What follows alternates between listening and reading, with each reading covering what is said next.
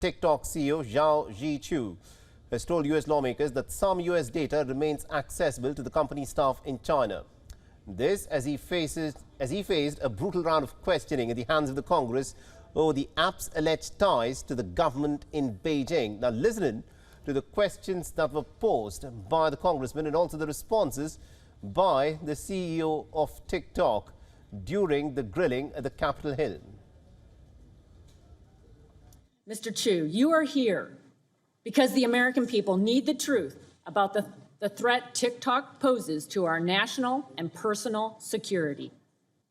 ByteDance is not owned or controlled by the Chinese government. It's a private company. 60% of the company is owned by global institutional investors. 20% is owned by the founder, and 20% owned by employees around the world. ByteDance has 5 board members. 3 of them are American. TikTok has told us that you weren't sharing data with the CCP, but leaked audio from within TikTok has proven otherwise. TikTok told us that you weren't tracking the geolocation of American citizens. You were. TikTok told us you weren't spying on journalists. You were. In your testimony, you state that ByteDance is not beholden to the CCP. Again, each of the individuals I listed are affiliated with the Chinese Communist Party. The bottom line is this: American data stored on American soil by an American company, overseen by American personnel. We call this initiative Project Texas. Have any moderation tools been used to remove content on TikTok associated with the Uyghur genocide? Yes or no? We do not remove that kind of content. TikTok is a place of freedom of expression. And Chairwatchers, like I said, if you use our app, you can go on it and you will see a lot of users around the world expressing content on that topic and many others. Thank you. What about the massacre in Tiananmen Square? Yes or no? I'm sorry, I didn't hear the question. The massacre in Tiananmen Square. That kind of content is available on our platform. You can go and search it. I will remind you that making false or misleading statements to Congress is a federal crime. Would you commit to not selling your data to anyone? Congressman, I actually am in support of some rules. I didn't ask you whether rules. I asked you whether the company, TikTok, would commit to not selling its data to anyone and just using it for its own purposes internally. I can get back to you on the details. Okay. Here's the truth. In a million lines of code, the smallest shift from a 0 to a 1 on just one of thousands of versions of TikTok on the market will unlock explicit CCP censorship and access to American data. Mr. Shou, as CEO of TikTok, why have you not directed your engineers to change this source code? Congressman, thank you for the question. Have you directed them to change the source code?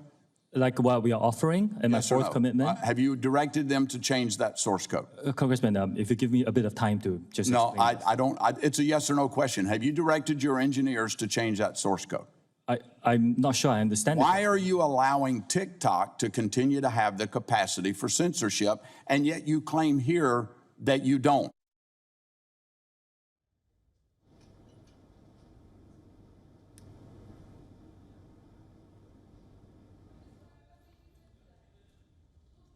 Now, the grilling of the TikTok CEO is still ongoing. Let's in fact take a look as to what is being asked of the TikTok chair then. They're terrorists. I mean, do you withhold content from nations that might be committing crimes against humanity?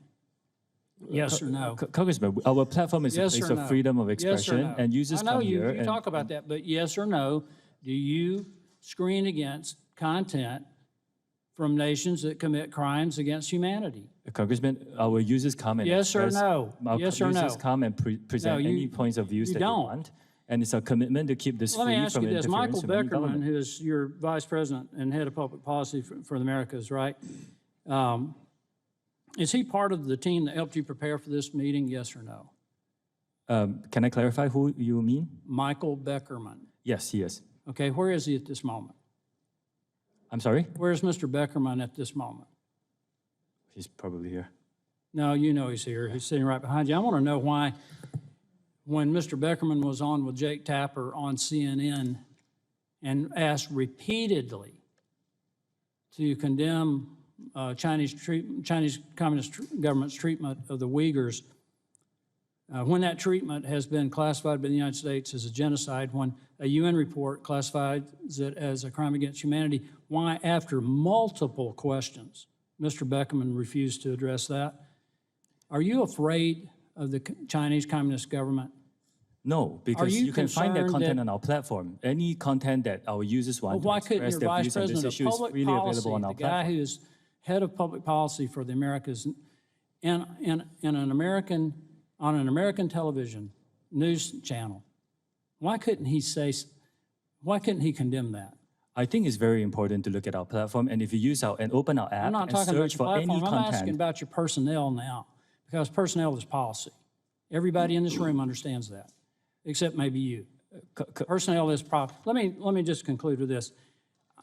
And I hate to bring this up because this is part of the stuff that I've said, but deception is fundamental to the Chinese Communist Party's political, intelligence, and military strategy. And you have repeatedly used the word transparency throughout this hearing, and every time you've said it, what I've heard is deception. I yield back. Gentleman yields back. Chair recognizes gentleman from Texas, Mr. Vesey, for 5 minutes. Thank you, Madam Chair. All right, so that is the grilling which the TikTok CEO in America is being subjected to. Now, TikTok at this moment is said to have nearly about 150 million users in America, and it has faced some sharp criticism that its US user data is being shared with the Chinese government and that it still fails to adequately protect children from harm. And also our correspondent Susan Tehrani is tracking the story very closely for us and joining us live from New York. Susan, this of course is an important issue for people in the United States of America and indeed the rest of the world.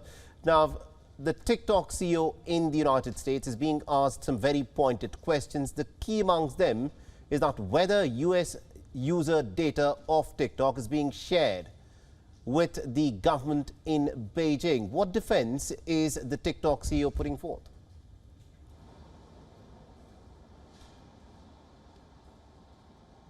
You know, he really entered this hearing really trying to, on an upbeat note, hoping that he could really charm his way, for a lack of a better word, and really convince lawmakers that it's not the case and spying is not the case.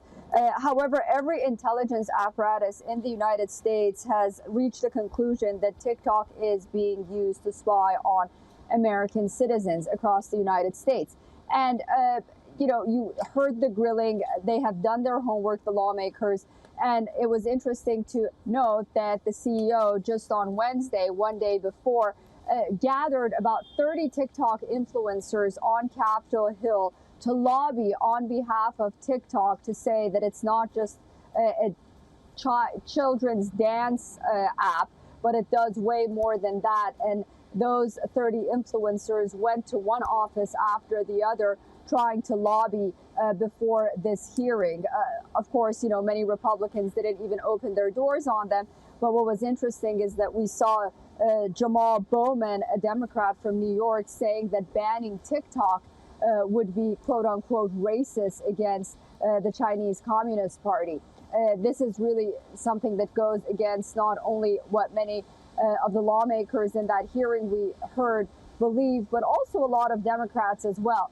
But Jamal Bowman might be speaking for the 47% of Democratic candidates that use TikTok when they're, you know, campaigning, as opposed to perhaps the 10 or 11% of Republicans that use TikTok during election cycles. So that's something to take into consideration. I know that President Biden has pulled back on using TikTok, but he's been known to use it. His former White House press secretary, Jen Psaki, for example, had used TikTok during the campaign trail as well for President Biden. So, you know, those are issues that also need to be taken into consideration.